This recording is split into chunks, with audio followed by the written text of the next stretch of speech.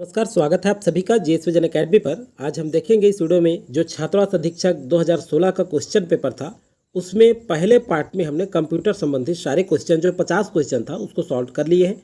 अगर आप नहीं देखे हैं तो छात्रावास अधीक्षक परीक्षा 2024-25 पटवारी परीक्षा करके प्लेलिस्ट बना दिया हूँ। छात्रावास अधीक्षक और पटवारी परीक्षा उस प्ले लिस्ट में जाकर के देख लीजिएगा।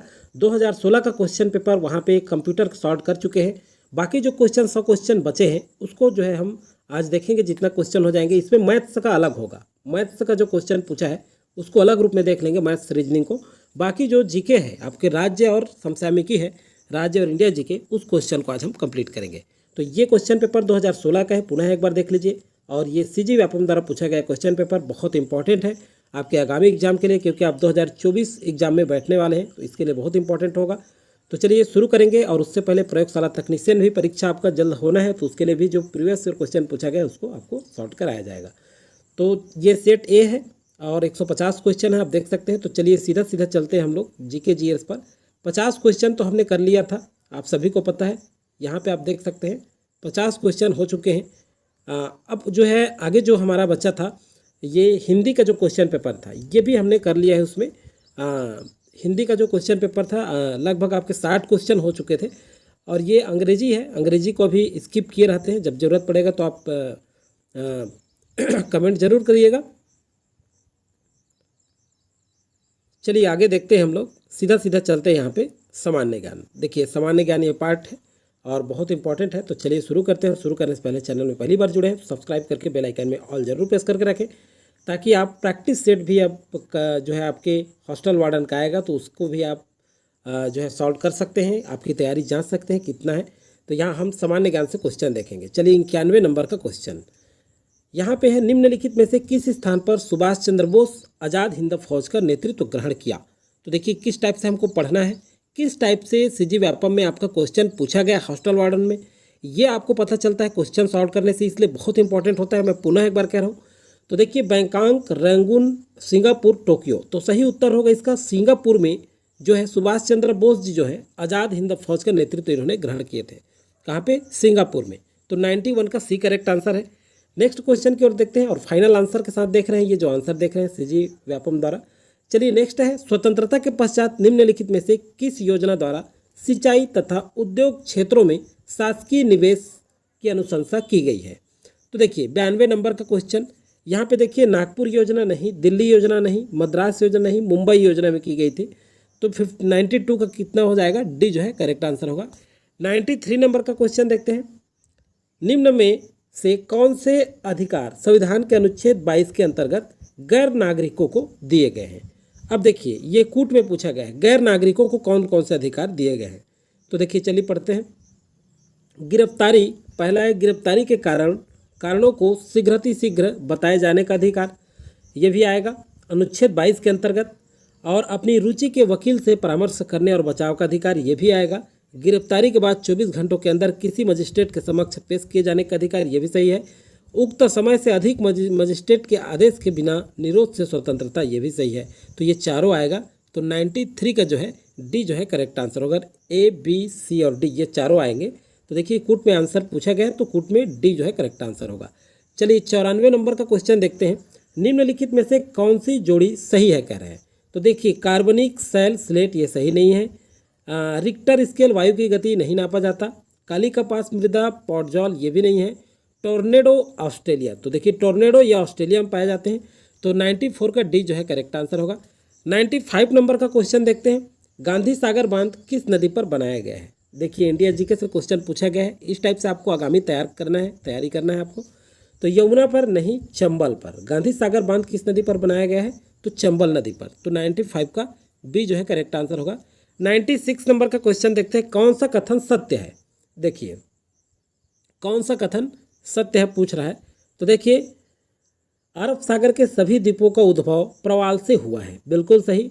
और ये द्वीप प्रवाल भित्तियों से घिरे हैं, ये ए और बी दोनों सही है। और ये ऑप्शन ए और बी में नहीं है, आपका सी में देखने को मिलता है। कथन ए और बी दोनों सत्य है।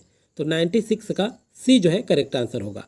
97 नंबर का क्वेश्चन देखते हैं, क्या पूछा गया था व्यापम से, निम्नलिखित में से कौन सी जोड़ी सही नहीं है। तो देखिए कौन सी जोड़ी सही नहीं है पूछा गया है। तो देखिए अजंता की जो गुफा है ये चित्र और मूर्ति के लिए प्रसिद्ध है, ये तो सही है। महाबलीपुरम महाभारत की घटनाओं से संबंधित है, बिल्कुल सही। मीनाक्षी मंदिर कावेरी नदी, ये सही नहीं है। तो देखिए कौन सी जोड़ी सही नहीं पूछ रहा है, तो 97 का सी करेक्ट आंसर हो जाएगा। खजुराहो मंदिर चंदेला, ये सही है। तो ये क्वेश्चन भी आप याद करते चलिए। जो सही सुमेलित है इसको देखिए, हो सके अगला क्वेश्चन बन करके पूछा जाए। तो जो सुमेलित है उसको देखिए, जो सही नहीं है इस टाइप से भी क्वेश्चन पूछा गया है। तो अपने आप जैसे सुमेलित पढ़ेंगे तो असुमेलित कोई भी क्वेश्चन पेपर में पूछा जाता है तो हम क्वेश्चन सॉल्व कर लेंगे। चलिए 98 नंबर का क्वेश्चन देखते हैं। 2000 देखिए वर्ष 2013 में भारत का लैंगिक विकास सूचकांक क्या है। अब देखिए ये 2016 का क्वेश्चन पेपर है और 2013 का पूछ रहा है, मतलब 3 साल पहले पूछ रहे हैं। अभी आप 2024 के एग्जाम में शामिल होने जा रहे हैं तो ध्यान रखिएगा 2024 में है तो 2021 का डेटा पूछ सकता है आपको। तो 2021 का डेटा जरूर आप याद रखें और 2024 का तो आपको याद रखना ही है। तो 2021-24 जरूर पढ़ें। यही से हमको रणनीति समझ में आता है कि किस तरह से क्वेश्चन पूछा गया और कैसे हमको तैयारी करना है। तो चलिए ऐसे क्वेश्चन बन सकते हैं आपके आगामी एग्जाम में, अभी जो होने वाला है आपका 2024 हॉस्टल वार्डन के लिए। वर्ष 2013 में भारत का लैंगिक विकास सूचकांक क्या है। तो चलिए देखते हैं, यहाँ पे ये 0.828 है। तो बी 98 का बी जो है करेक्ट आंसर होगा। 99 नंबर का क्वेश्चन देखते हैं। अंडमान द्वीप समूह के सुसुप्त ज्वालामुखी का क्या नाम है। अब देखिए ये क्वेश्चन पूछा गया था और व्यापम द्वारा इसे विलोपित भी कर दिया गया था। तो 99 ये विलोपित किया गया क्वेश्चन है व्यापम द्वारा, तो इसे नहीं देखेंगे। अगला है मौसमी बेरोजगारी, देखिए संबंधित है। तो मौसमी बेरोजगारी किससे संबंधित है। तो यहाँ देखते हैं सार्वजनिक क्षेत्रों से नहीं, देखिए कृषि क्षेत्र से मौसमी बेरोजगारी संबंधित है। आप सभी जानते हैं, बहुत सिंपल क्वेश्चन है, इकोनॉमिक्स से लिया गया है। निजी क्षेत्रों से संबंध ही नहीं है, उपरोक्त में से कोई नहीं आएगा, तो कृषि क्षेत्र से संबंधित है। सवा का बी जो है करेक्ट आंसर है। तो इस तरह से जो क्वेश्चन पूछा जाता है ये लॉजिक टाइप का भी होता है, तो अपना भी दिमाग जरूर लगाएं वहाँ पर एग्जाम सेंटर में। संविधान के भाग 3 में उल्लिखित मौलिक अधिकारों को लागू करने और किसी अन्य प्रयोजन के लिए किसे बंदी, प्रत्यक्षीकरण, परमाधिदेश, प्रतिषेध, उत्प्रेषण, लेख और अधिकार परीक्षा जारी करने का अधिकार है। तो देखिए 101 नंबर में किसको है। तो देखिए इसमें क्या है, भारत का सर्वोच्च न्यायालय क्या क्या कह रहा है, मौलिक अधिकारों को लागू करने और उसे अन्य प्रयोजन के लिए किसी बंदी, प्रत्यक्षीकरण, परमाधिदेश, प्रतिषेध, उत्प्रेषण, लेख, अधिकार परीक्षा जारी करने का अधिकार किसको है। तो इसमें भारत का सर्वोच्च न्यायालय, सही आंसर आपका जो लिया गया है व्यापम से वो बी लिया गया है, उच्च न्यायालय को है। तो 101 का जो है बी करेक्ट आंसर लिया गया है। चलिए नेक्स्ट क्वेश्चन है, दार्जिलिंग में किस नदी के तट पर चाय की खेती की जाती है। 102 नंबर का क्वेश्चन। तो देखिए 102 नंबर के क्वेश्चन में देखते हैं, ये जो है दार्जिलिंग के किस नदी तट पर चाय की खेती, तो तीस्ता नदी पर। किस नदी पर, तीस्ता नदी पर। 102 का ए करेक्ट आंसर होगा। 103 नंबर का क्वेश्चन देखते हैं, विजयनगर साम्राज्य के अवशेष पाए जा सकते हैं। देखिए पाए जा सकते हैं, तो विजयनगर साम्राज्य के अवशेष कहाँ पाए जाते हैं, तो ये देखते हैं, बहुत ही इंपॉर्टेंट है। इस तरह से क्वेश्चन जो है विजयनगर साम्राज्य से क्वेश्चन बनता ही है, आप देखे होंगे, बहुत ज़्यादा इंपॉर्टेंट है ये। तो ये जो है बीजापुर में नहीं, गोलकुंडा में नहीं, हम्पी में अवशेष जो है विजयनगर साम्राज्य का अवशेष जो है हम्पी में पाया गया था। तो 103 का जो है करेक्ट आंसर होगा आपका सी, याद रखिएगा। चलिए नेक्स्ट क्वेश्चन है 104 नंबर का, निम्नलिखित में से किस तिथि को गांधी जी ने साबरमती आश्रम से दांडी के लिए ऐतिहासिक पदयात्रा प्रारंभ की थी।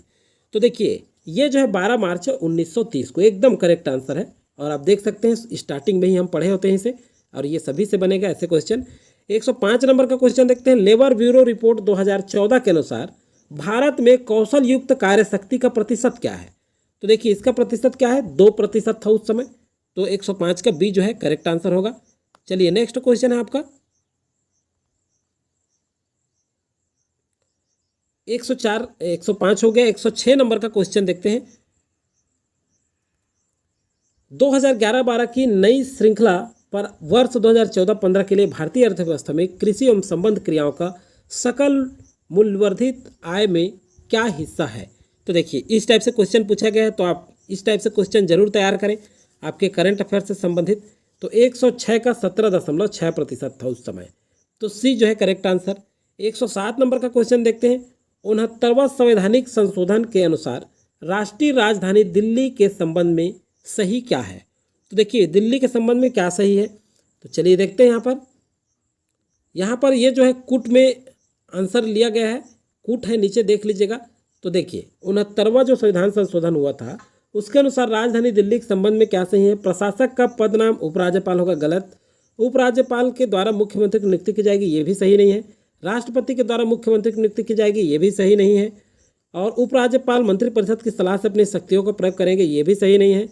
और उपराज्यपाल और मंत्रिपरिषद के मध्य मतभेद की स्थिति में प्रकरण गृह मंत्रालय को भेजा जाएगा, ये भी सही नहीं है। उपराज्यपाल और मंत्रिपरिषद के मध्य मतभेद की स्थिति में प्रकरण राष्ट्रपति को भेजा जाएगा, ये भी सही नहीं है।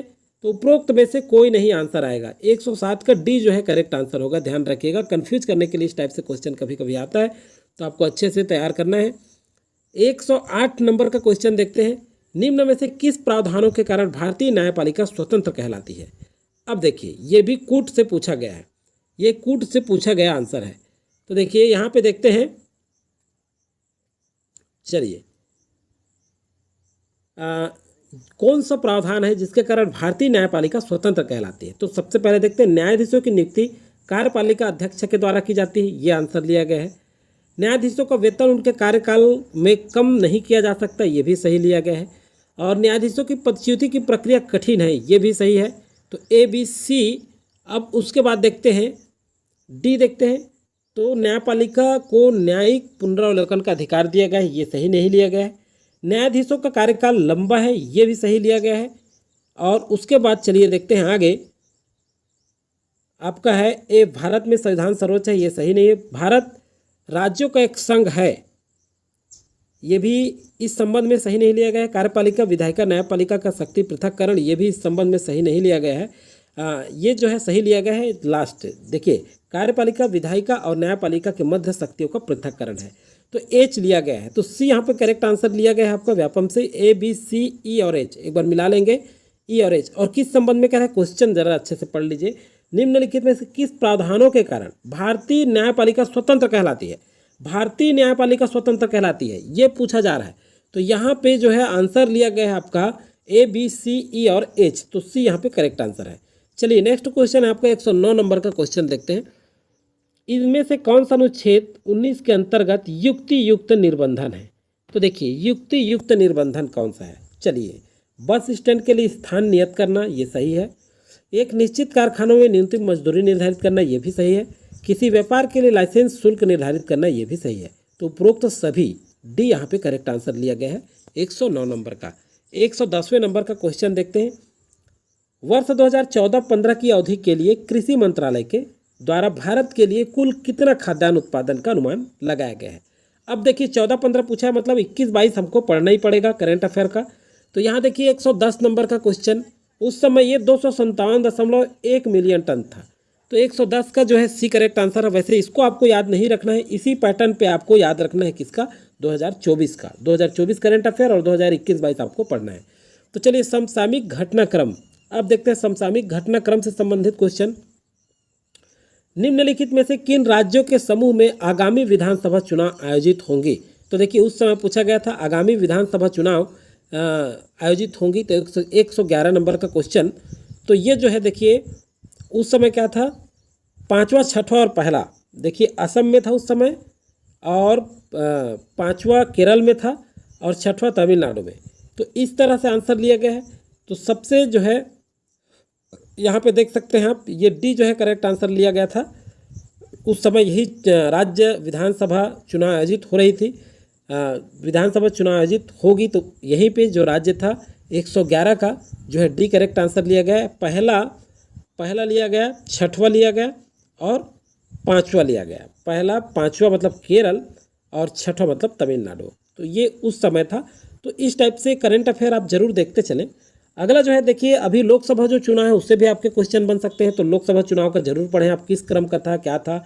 एक करंट अफेयर भी मैं जारी किया हूँ, जो सीजी सेट एग्जाम के समय हम लोग पढ़ रहे थे, क्वेश्चन पेपर सॉल्व कर रहे थे। तो सीजी सेट एग्जाम में जाकर के जो करंट अफेयर डाला है उसे आप जरूर देख लीजिएगा, उसमें कुछ हेल्प मिलेगा आपको। तो चलिए 112वें नंबर का क्वेश्चन, संयुक्त राष्ट्र अमेरिका के आगामी राष्ट्रपति चुनाव के लिए डोनाल्ड ट्रंप किस पार्टी के उम्मीदवार हैं? तो देखिए 112 का किस पार्टी के हैं, तो रिपब्लिक पार्टी के हैं। तो बी यहाँ पे करेक्ट आंसर है 112वें का। 113वें नंबर क्वेश्चन देखते हैं, एस्ट्रोसैट क्या है? अब देखिए एस्ट्रोसैट क्या है, तो देखिए यह मंगल के लिए भारत का प्रथम अंतरिक्ष मिशन नहीं है, यह भारत का प्रथम अंतरिक्ष वेधशाला है। तो 113 का बी जो है करेक्ट आंसर है। 114 नंबर क्वेश्चन देखते हैं, निम्नलिखित में से सेतु भारतम प्रोजेक्ट का क्या उद्देश्य नहीं है? क्या उद्देश्य नहीं है पूछ रहा है। तो देखिए समस्त राष्ट्रीय मार्गों को रेलवे क्रॉसिंग से मुक्त रखना, ये जो है उसका उद्देश्य है। नए पुलों का निर्माण करना, ये भी उद्देश्य है। पुराने पुलों का निर्माण करना, पुनर्निर्माण, ये उद्देश्य है। उपरोक्त में से कोई नहीं आंसर आएगा, क्योंकि ये सारे उद्देश्य हैं उसके, और उद्देश्य नहीं है पूछा जा रहा है। अच्छे से पढ़िएगा पेपर में। तो डी जो है करेक्ट आंसर है। चलिए 115 का देखते हैं। फ्रीडम 251 को किस तरह पेश किया गया? 251 115 नंबर का क्वेश्चन। तो ये देखिए, ये स्मार्ट मोबाइल फ़ोन के रूप में ये सही है, एंड्रॉयड फ़ोन के रूप में ये भी सही है। तो ए और बी दोनों सत्य है। तो सी यहाँ पे करेक्ट आंसर है आपका 115वें का। 116वें नंबर का क्वेश्चन देखते हैं। इस वर्ष देखिए, इस वर्ष में सर्वश्रेष्ठ फिल्म के लिए ऑस्कर पुरस्कार किस फिल्म को दिया गया? तो देखिए, ऑस्कर पुरस्कार से भी संबंधित क्वेश्चन पूछा गया है। तो इसमें देखिए रेवेनेंट, इसको नहीं, ये है स्पॉटलाइट। तो बी जो है करेक्ट आंसर है 116 का बी। अब देखिए ICGS अपूर्वा है, ICGS अपूर्वा है। तो ये क्या है? 117वें नंबर का क्वेश्चन। तो ये एक तेज गश्ती पोत है। क्या है? एक तेज गश्ती पोत है। 117वें का ए। 118वें नंबर का क्वेश्चन देखते हैं। प्रधानमंत्री के हाल ही के इस राज्य के प्रवास से निम्नलिखित में से क्या संबंधित नहीं है? तो देखिए, ये गौड़िया मिशन संबंधित नहीं है, बाकी ये सब संबंधित था। तो ये ए जो है 118 का ए करेक्ट आंसर है। नेक्स्ट क्वेश्चन 119 का, PS संगमा के बारे में निम्नलिखित में से क्या सही नहीं है? PS संगमा के बारे में सही नहीं है कह रहा है। तो चलिए देखते हैं। वे 9 बार लोकसभा सदस्य बने, ये तो सही है। वे 11वीं लोकसभा के अध्यक्ष थे, ये भी सही है। वे अरुणाचल प्रदेश के मुख्यमंत्री थे, ये सही नहीं है। PM संगमा के बारे में ये सी जो दिया गया है ये सही नहीं है। चलिए 120 नंबर का क्वेश्चन देखते हैं। निम्नलिखित में से कौन सा यूरोपियन देश पिछले वर्ष से ही गंभीर वित्तीय संकट में है? तो देखिए, गंभीर वित्तीय संकट मतलब 2016 में क्वेश्चन ये जो एग्जाम हुआ है, तो 2015 का ये लेटेस्ट पूछा गया है। 2015 में मतलब पिछले वर्ष पूछ रहा है तो वित्तीय संकट में। तो इस तरह से 2023 का भी ध्यान रखना है आपको। तो निम्नलिखित में से कौन सा यूरोपियन देश पिछले वर्ष से ही गंभीर वित्तीय संकट में है? तो ये कौन सा देश है? ग्रीस है। कौन सा है? ग्रीस। बी जो है करेक्ट आंसर। उस समय की जानकारी है, करंट अफेयर ये। अब देखिए राज्य की सामान्य जानकारियाँ। अब चलिए देखते हैं राज्य की जो सामान्य जानकारी है, भाग ब है। तो इसमें देखते हैं क्या क्या क्वेश्चन है। राज्य में दिनांक 31/12/2014 में न्यूक्लियर पावर को छोड़कर कुल कितनी क्षमता विद्युत शक्ति का सृजन किया जा चुका था? देखिए 121 नंबर का क्वेश्चन। तो देखते हैं इसमें जो है क्या है, 11, यहाँ देखिए 11,152 मेगावाट। तो 121 का बी करेक्ट आंसर है। 122 नंबर क्वेश्चन देखते हैं। राज्यपाल के अध्यादेश जारी करने के विषय में सही क्या है? अब देखिए यहाँ पे राज्यपाल के अध्यादेश के संबंध में पूछा जा रहा है। तो यहाँ देखते हैं। चलिए, जब राज्य विधानसभा का अधिवेशन न चल रहा हो तभी राज्यपाल अध्यादेश जारी कर सकता है, ये सही है। जब राज्य विधानसभा सत्र में न हो तब राज्यपाल अध्यादेश जारी कर सकता है, ये सही नहीं है। तीसरा देखते हैं, राज्यपाल को संतुष्ट होना चाहिए कि ऐसी परिस्थितियां विद्यमान है कि तत्काल कार्रवाई किया जाए। तो ये पहला और तीसरा सही आ रहा है। चौथा नंबर का क्वेश्चन देखते हैं। अध्यादेश जारी करने के आधारों की वैधता का परीक्षण न्यायालय कर सकता है, ये सही नहीं है। अगला देखते हैं, आवश्यकता की उपस्थिति एक न्याय योग्य विषय है, ये भी सही नहीं है। और अध्यादेश जारी करने की शक्ति राज्यपाल की स्वयं की शक्ति है, ये भी सही नहीं लिया गया है। और राज्यपाल इस शक्ति का प्रयोग मंत्रिपरिषद की सलाह से कर सकता है। तो ये पहला, तीसरा और जो है आपका 7वां लिया गया है। तो सी यहाँ पे करेक्ट आंसर है 122 का। 122 का सी करेक्ट आंसर लिया गया है। 123वें नंबर क्वेश्चन देखते हैं। इस राज्य के बनने के बाद कितने लाख हेक्टेयर में मार्च 2014 तक सिंचाई क्षमता का निर्माण किया गया? तो देखिए सिंचाई क्षमता का निर्माण कितने तक किया गया? 123वें नंबर का, तो 5.76 लाख हेक्टेयर। सी यहाँ पे करेक्ट आंसर लिया गया आपका 123 का। 124वें नंबर का क्वेश्चन देखते हैं।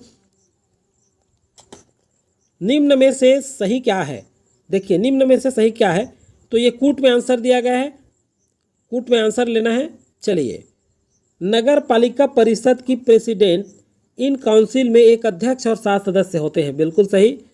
अगला जो क्वेश्चन है चलिए देखते हैं। उक्त काउंसिल के सदस्य नगर पालिका परिषद के सदस्यों से चुने जाते हैं, ये सही नहीं है। उक्त काउंसिल में कुछ सदस्य नगर पंचायत से नामांकित किए जाते हैं, ये भी सही नहीं है। नगर पालिका परिषद का अध्यक्ष उक्त काउंसिल का पदेन सभापति होता है, ये सही है। पहला और चौथा सही आ रहा है। उसके बाद देखते हैं, नगर पालिका परिषद के अध्यक्ष की अनुपस्थिति में वह उक्त काउंसिल की बैठकों की अध्यक्षता करने के लिए एक सदस्य को मनोनीत करता है, ये सही नहीं है। प्रेसिडेंट इन काउंसिल के सदस्य नगर पालिका परिषद के अध्यक्ष प्रसाद पर्यंत अपने पद पर बने रहते हैं। तो पहला, चौथा और छठवां ये सही आंसर है। तो ए जो है करेक्ट आंसर है आपका 124वें का।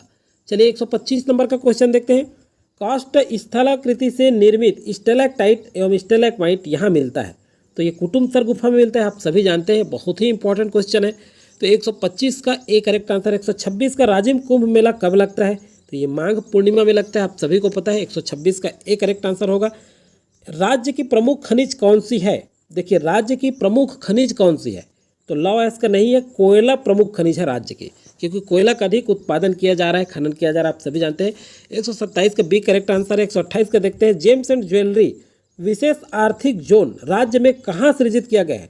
तो जेम्स एंड ज्वेलरी पार्क ये हम करंट अफेयर में भी देखे थे, नया रायपुर में। कहाँ पे? नया रायपुर। तो 128 का डी करेक्ट आंसर होगा। 129 नंबर क्वेश्चन देखते हैं। निम्नलिखित में से कौन इस राज्य की अत्यधिक पिछड़ी जनजातियों में सम्मिलित नहीं है? पिछड़ी जनजातियों में सम्मिलित नहीं है तो देखिए अबुझमाड़िया सम्मिलित है, कमार बैगा है, कंवार सम्मिलित नहीं है। तो 129 का बी जो है करेक्ट आंसर होगा। 130 नंबर का क्वेश्चन देखते हैं। इस राज्य के निम्नलिखित में से किस स्थान में 1857 में अंग्रेजों के विरुद्ध विद्रोह की घटना घटित हुई? तो देखिए 130 नंबर का क्वेश्चन, यहाँ पे सही आंसर होगा आपका रायपुर नहीं है, बिलासपुर नहीं, संबलपुर नहीं, सोनाखान में। कहाँ पे? सोनाखान में। 130 का डी करेक्ट आंसर है।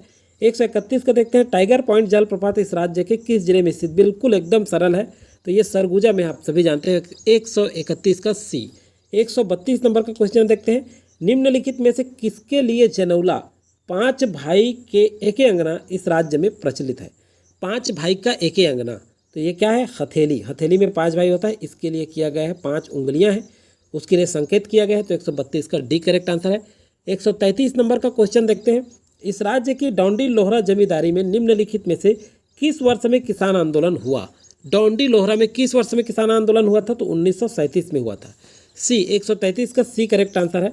134वें नंबर का क्वेश्चन। नगर पंचायत के अध्यक्ष और सदस्य किसके समक्ष शपथ लेते हैं? तो ये जो है किसके समक्ष? अनुविभागीय दंडाधिकारी के समक्ष शपथ लेते हैं। डी। 134 का डी करेक्ट आंसर। 135 का देखते हैं। सन 1978 में इस राज्य के किस स्थान पर राउत नाचा महोत्सव आयोजित होता है?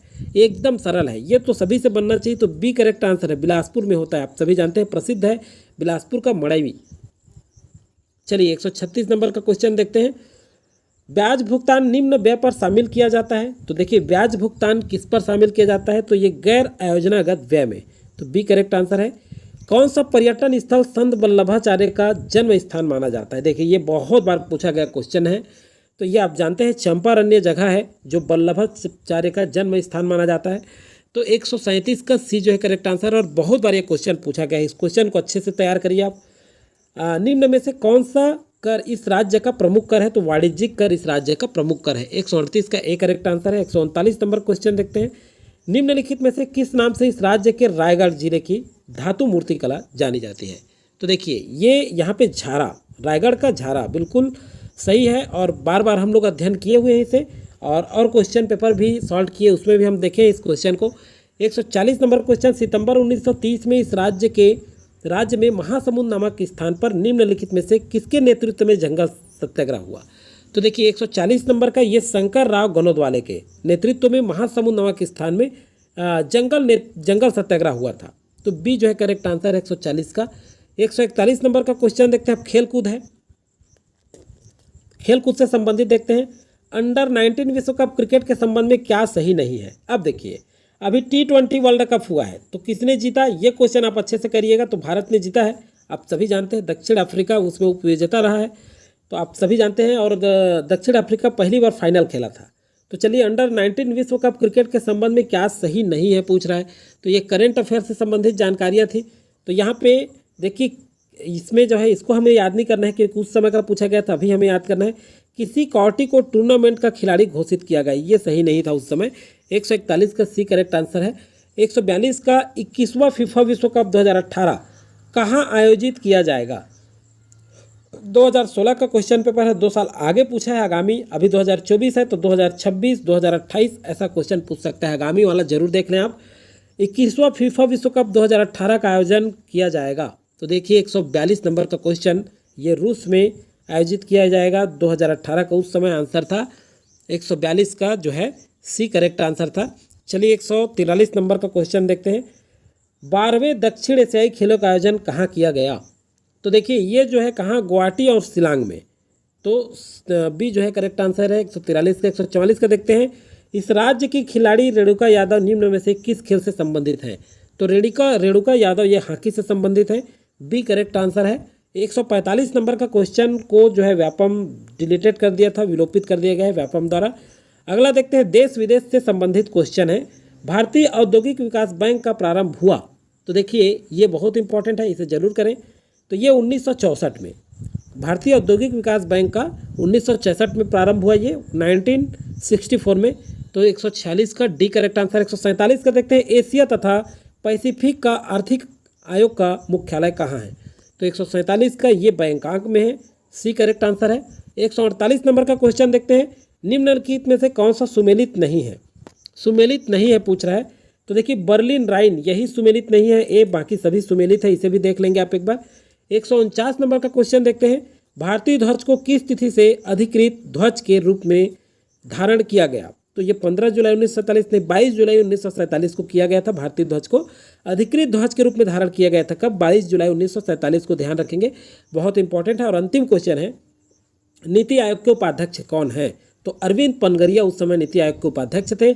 अभी वर्तमान के नीति आयोग के उपाध्यक्ष आप पढ़ लीजिएगा, मैं कम्युनिटी में भी इस क्वेश्चन को दिया था। और करंट अफेयर हमारे चैनल के द्वारा जो आता है उसे आप जरूर देखें। और हॉस्टल वार्डन वाले जो तैयारी कर रहे हैं उनके लिए प्रैक्टिस सेट भी जल्द ही आएगा, मैथ्स पर भी आएगा। और कॉन्स्टिट्यूशन को हम लोग जो है पढ़ेंगे, उसके लिए अलग से मैं नोट्स प्रोवाइड कराऊंगा आपको, उसको डिटेल हम पढ़ने की कोशिश करेंगे। और प्रयोगशाला तकनीशियन का परीक्षा होना है, प्रयोगशाला सहायक का, उसके लिए भी जो प्रीवियस ईयर क्वेश्चन पेपर हो जल्द ही सॉल्व कराया जाएगा। दोस्तों आज के वीडियो में फिलहाल इतना है। अधिक से अधिक लोगों को शेयर जरूर करना है, अच्छा लगने पर लाइक।